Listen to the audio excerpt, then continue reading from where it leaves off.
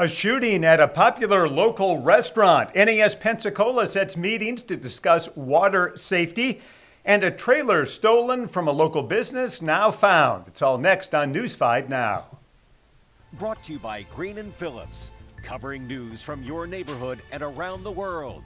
News 5 Now starts right now. Hi there, everyone. Happy Monday evening. I'm Peter Albrecht, and this is News 5 Now. We come to you 3 times a day, 8:30, 12:30, and 5:30. Get you caught up on some of the big stories of the day, and also get some of your input with our question of the day and our poll of the day. So let's get started with your big stories. Number 5, a trailer stolen from a local business has been found. Representatives with Brew Y'all Coffee Shop in Mobile say the trailer was taken from the store at Cottage Hill and Hillcrest about 3:30 this morning. It was found wrecked in Irvington. All electronics were taken along with the generator. Number 4, a man accused of attacking a former Alabama pageant queen who herself is accused of trying to murder her husband has pleaded not guilty to the crime. Dorsey Love entered a plea last week. Documents say that Love placed his hands around Lindsay Shiver's neck and tried to strangle her, then tried to suffocate her with a pillow.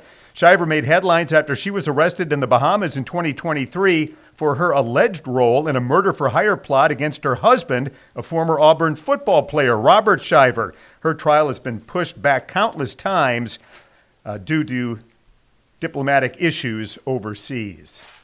Number 3, 3 public meetings are to be held this week to discuss the safety of drinking water on board NAS Pensacola, Corey Station, and Softly Field and surrounding areas. Navy officials are holding a meeting right now at St. Anne Catholic Church on Softly Field Road to talk about the presence of PFAS in the drinking water.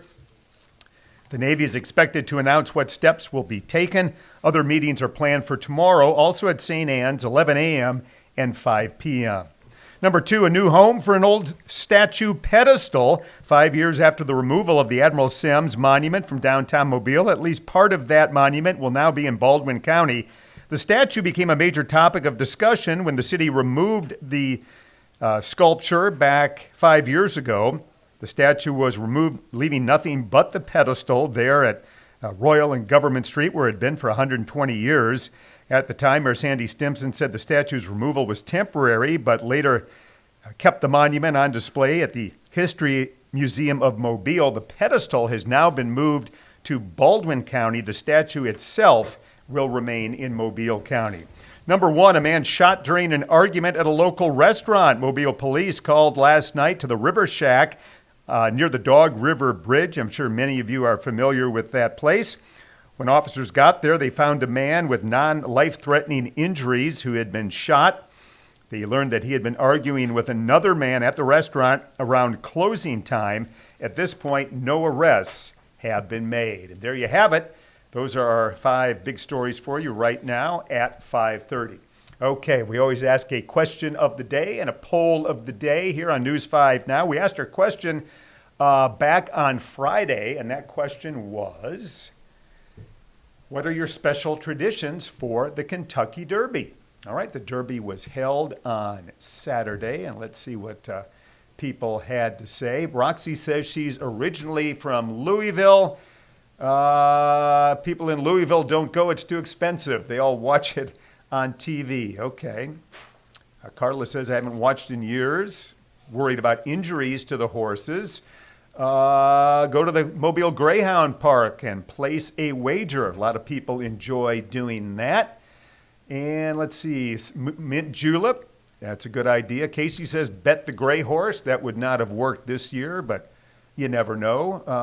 So a lot of different stories. A lot of former Kentuckians actually commenting about the Derby.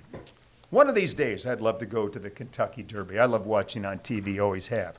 All right, let's now go to our poll question of the day. And the question is, would you ever ride in a hot air balloon?